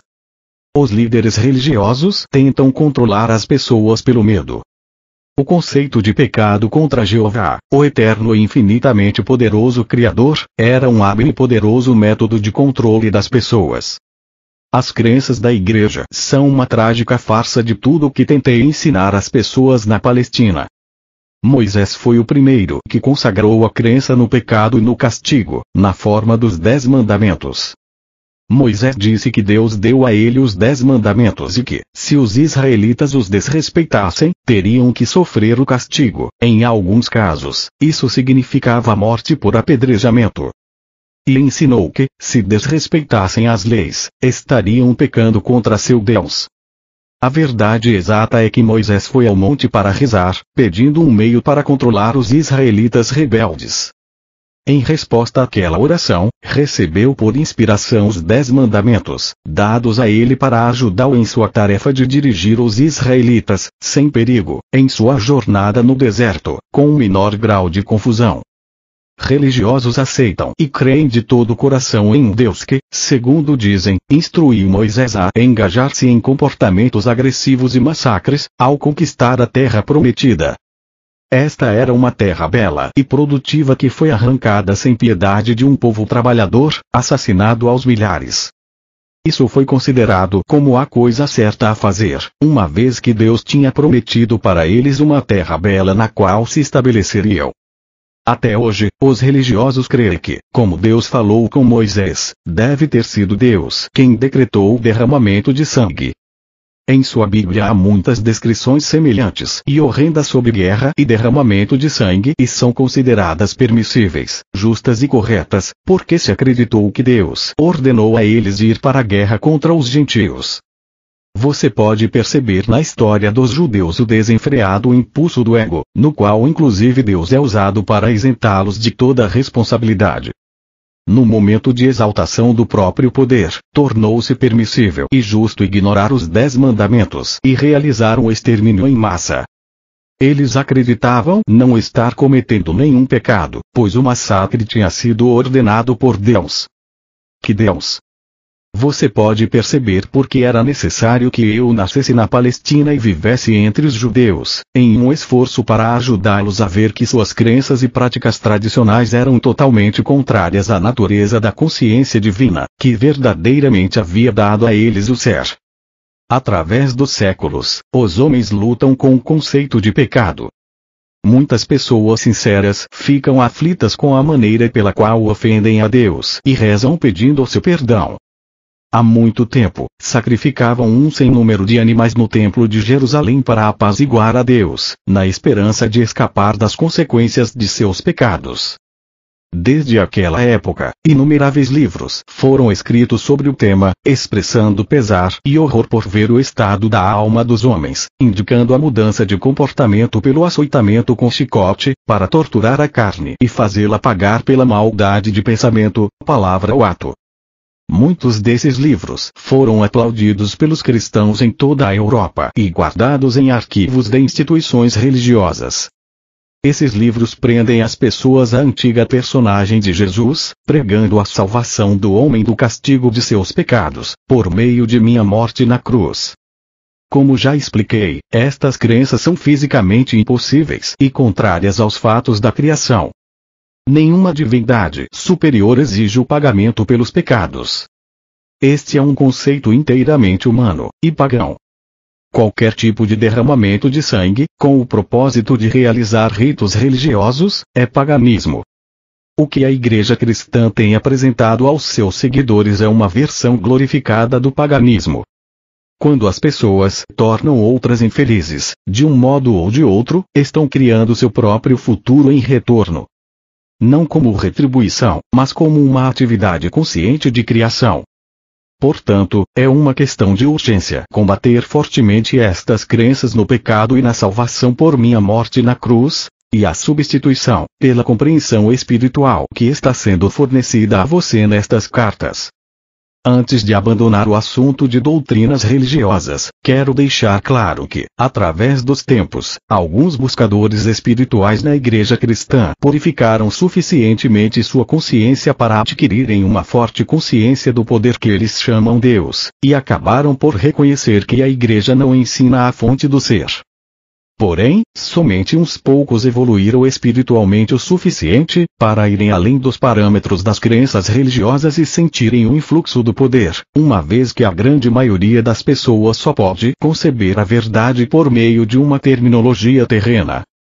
Eu, o Cristo, tenho que dizer que até este momento, nenhum dos santos nem sequer vislumbrou a realidade da criação e a verdade por trás do comportamento humano, como eu estou apresentando agora para você. Sem dúvida chegou o momento em que deve ser dita a verdade sobre o pecado e o comportamento humano, e o que as pessoas estão presentemente fazendo ao mundo e a si mesmas, com a condição de que você tenha abandonado completamente os mitos seculares da doutrina religiosa e esteja agora ansioso, receptivo e de boa vontade, abrindo completamente seu coração às realidades da existência. Se não for assim, então o que tenho a dizer não terá nenhum sentido para você. Acredite-me, você não pode misturar as suas velhas crenças religiosas com a verdade da existência. Se tentar fazê-lo, pode estar seguro de que não estará vendo a verdade, mas apenas a sua própria adaptação do que pensa que aprendeu com estas páginas. Se você continua a busca pela verdade da existência, mas permanece em um estado de divisão de convicção, pode continuar a buscar, mas com um grande custo para se despedaçado pela indecisão, pelo medo e por uma contínua incapacidade de perceber o verdadeiro significado do novo ensinamento. Suas percepções e evolução serão parcialmente obscurecidas por mensagens originárias do antigo condicionamento de sua mente consciente e subconsciente. Talvez você não perceba a enormidade de tal problema neste momento, porém é um problema enorme porque as suas profundas crenças atuais são a sua verdade atual, sobre a qual você constrói a sua vida. Elas são a sua realidade. Suas convicções e crenças fortemente enraizadas podem ser completamente ilusórias, porém se você crê inteiramente nelas em seu subconsciente, elas se tornam absolutamente reais para você. Mesmo que estas novas ideias que contradizem as suas crenças possam chamar a sua atenção, a sua consciência estará dividida e trará a você tremendo mal-estar e angústia. Lembre-se, a sua consciência é o tecido com o qual você elabora a sua vida. Este tecido de consciência é a base de cada resposta sua, para cada coisa que ocorre em sua vida mental, emocional e física. Sua consciência é sua realidade. Esta afirmação pode expressar-se de duas maneiras e ambas são a verdade de sua existência. Sua consciência cria sua realidade, sem distinção de quais sejam os feitos de sua vida terrena. Quando as pessoas acreditavam que a Terra era plana, tinham medo de aventurarem-se demasiado longe nos oceanos, pois temiam que o barco caísse pelas bordas. As pessoas que acreditavam em uma Terra plana viviam segundo essa crença. Quando Galileu disse que a Terra era redonda, foi considerado um herege, porém sua percepção da circularidade da Terra permitiu que os marinheiros adquirissem uma nova visão do mundo e empreendessem viagens para descobrir o que havia do outro lado do oceano. Foi necessária uma mudança de suas crenças para tornar isso possível. Você está em uma situação semelhante com respeito a estas cartas. Aqueles que as desprezam e as ridicularizam são como as pessoas que acreditavam em uma terra plana e que tinham medo de cair pelas bordas, se navegassem demasiado longe de seu ambiente conhecido. Seus horizontes são seriamente limitados por suas falsas crenças. Assim, os horizontes daqueles que creem que o mundo é sólido, também são severamente restritos. Dia após dia, lamentam e se afligem pelas desgraças que desabam sobre o mundo, crendo que não existe nenhuma escapatória. Porém, as pessoas que puderem captar e dar as boas-vindas à verdade da consciência que atualmente estou apresentando ao mundo serão como aqueles que perceberam que poderiam viajar sem limites pelos oceanos, em todas as direções, com a condição de que tivessem a vontade de empreender tal viagem. Portanto, seu estado de consciência é o que você deve considerar como o mais importante em sua vida, não as suas relações, posses ou posição na vida. Cuide de sua consciência e todas as bênçãos, em todos os aspectos de sua vida, virão a você. Por meio de sua consciência, você se alimenta de amor, harmonia, alegria e beleza interior, até em um beco de um bairro pobre. Com tal consciência, você será removido das ruas do bairro pobre para um ambiente mais compatível com seu estado interior. É assim que se sai de circunstâncias desagradáveis. Com base em tudo o que foi dito, você deveria agora ser capaz de ver que somente você cria a qualidade de seu mundo interno, esteja em uma prisão ou no comando de um navio. E pode melhorar seu ambiente, irradiando sobre ele a força da vida que anima o seu pensamento. E mais uma vez, sua consciência é a sua realidade, não o seu marido ou esposa, filhos, lar, jardim, posses, títulos, lugar de trabalho ou amigos. Pois, seja qual for o lugar que as pessoas e suas posses ocuparem em sua consciência, bom ou mal, esse lugar é apenas a sua percepção pessoal sobre eles. A realidade dessas pessoas não é verdadeiramente conhecida por ninguém. Ninguém tem acesso à bondade inata oculta em um caráter aparentemente negativo. E também ninguém pode suspeitar dos impulsos e desejos ocultos de um ser humano aparentemente bom. Sua vida externa se apoia apenas em sua consciência. Ela não cria ou determina, nem pode fazê-lo, suas respostas conscientes. Você é o criador de suas respostas. Seu tipo de criação depende inteiramente de suas mais profundas percepções e crenças a propósito da existência. Além do mais, você pode, a qualquer momento, escolher desmantelar gradualmente o seu antigo mundo interior, com a finalidade de criar um reino interior mais harmonioso de amor crescente, vitalidade e alegria, ainda que os seus objetos exteriores, pessoas ou posses, continuem sendo os mesmos. O poder espiritual do tecido de sua consciência irradiará para o exterior e será absorvido pelas pessoas, plantas, tijolos e cimento, por tudo o que o cerca nas imediações. Ocorrerão mudanças e melhorias claras em tudo que está no seu ambiente. Este é seu destino nesta vida, ou em vidas futuras, chegar a esta plena e completa realização. Quando isto acontecer, você colocará o pé no caminho da maestria de si mesmo e então gradualmente avançará para tornar-se um verdadeiro mestre de seu mundo de consciência humana, interpenetrado e assistido pela consciência divina. Eu, o Cristo, recomendo a você esta carta. Eu o pus na plena posse de alguns dos fatos importantes da criação, que permitirão que você transcenda o ego, ou guardião de sua individualidade, e volte à universalidade do ser, da qual você realmente veio. Você tem em suas mãos os meios pelos quais pode entrar no amor, alegria e realização pessoal incondicionais. Lembre-se de que eu disse a você que anseio pelo progresso do viajante espiritual. Enquanto avança pelo caminho que tracei para você, haverá momentos de confirmação de que estou de fato com você em sua jornada. Você o verá, conserve sua fé nisso. Em todo momento, eu o sustentarei no amor divino, pois sou amor divino em ação. Acredite nisso, e encontre descanso em minha consciência que o envolve.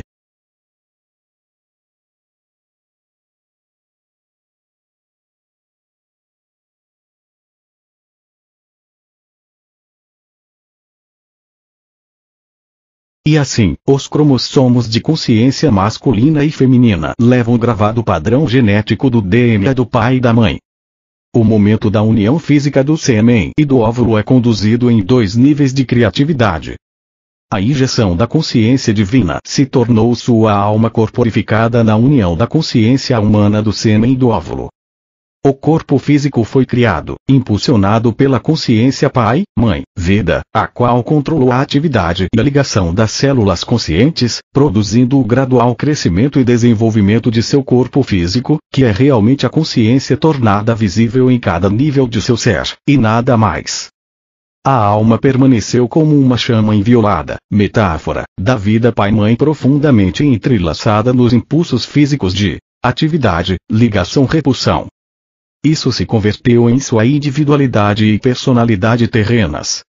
Incorporados nos transcendentes impulsos de vida da consciência divina pai, mãe, esses impulsos de consciência agora se encarregam do processo de criação de sua consciência física e se tornam a força impulsionadora de sua personalidade.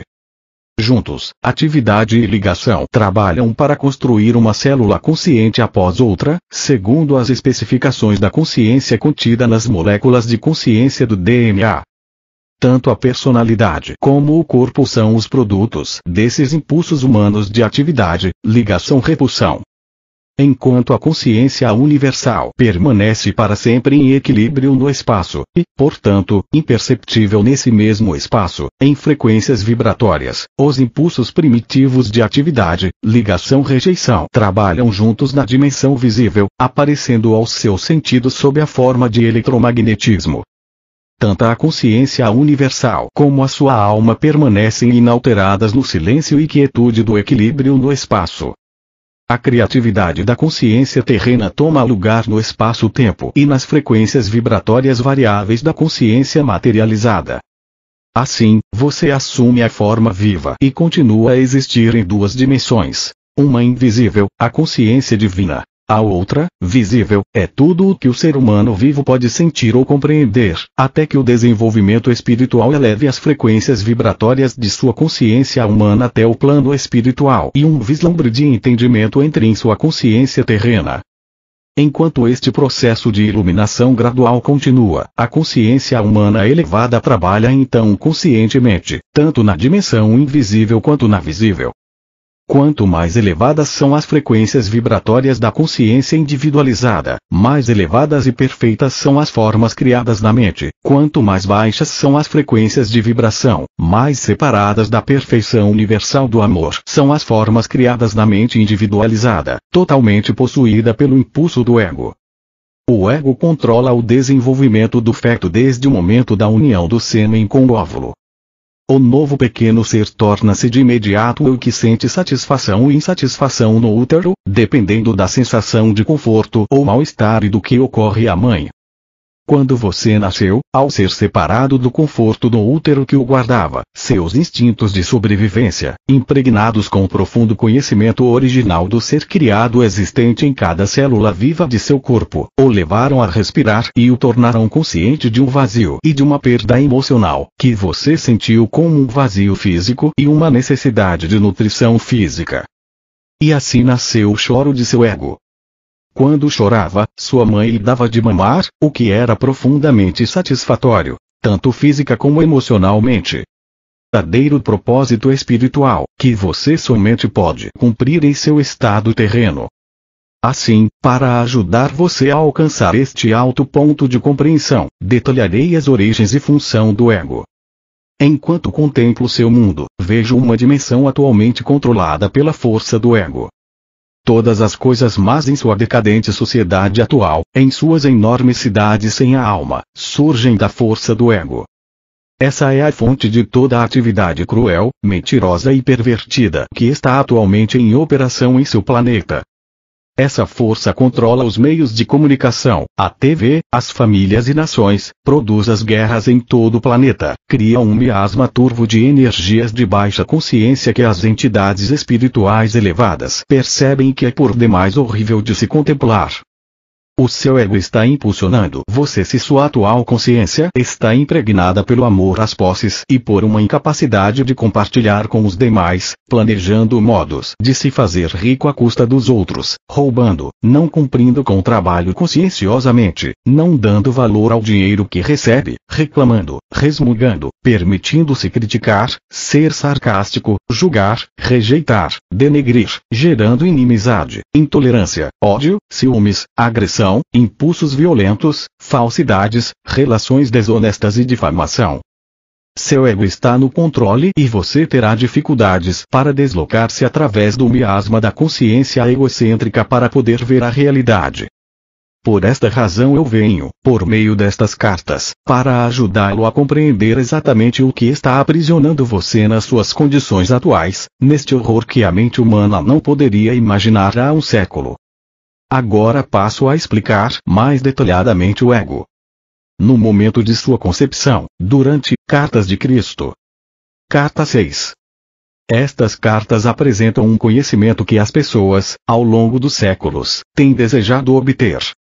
Porém, não o receberam porque seu conhecimento científico mundial não era suficiente para capacitá-las a compreender. Foi assim quando estive na Palestina na pessoa de Jesus, expliquei sem cessar a verdade da existência universal de diversas maneiras, mas ninguém entendeu. Como a maioria de vocês deve compreender, não vim neste momento para trazer uma nova religião, um código moral melhor, ou um novo Deus a quem adorar. Também não prego pensamento positivo, como o fazem os seus metafísicos.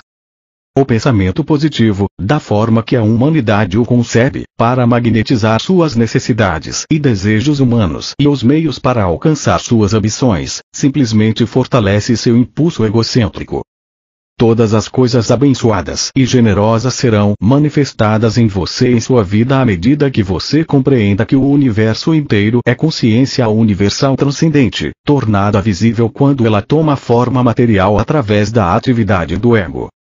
O verdadeiro propósito de sua jornada espiritual é o de livrá-lo da escravidão do ego e o de fazer o mais puro contato com a consciência divina. O seu destino final é o de reconhecer a sua onipresença, tanto dentro de você como também em todas as suas atividades diárias.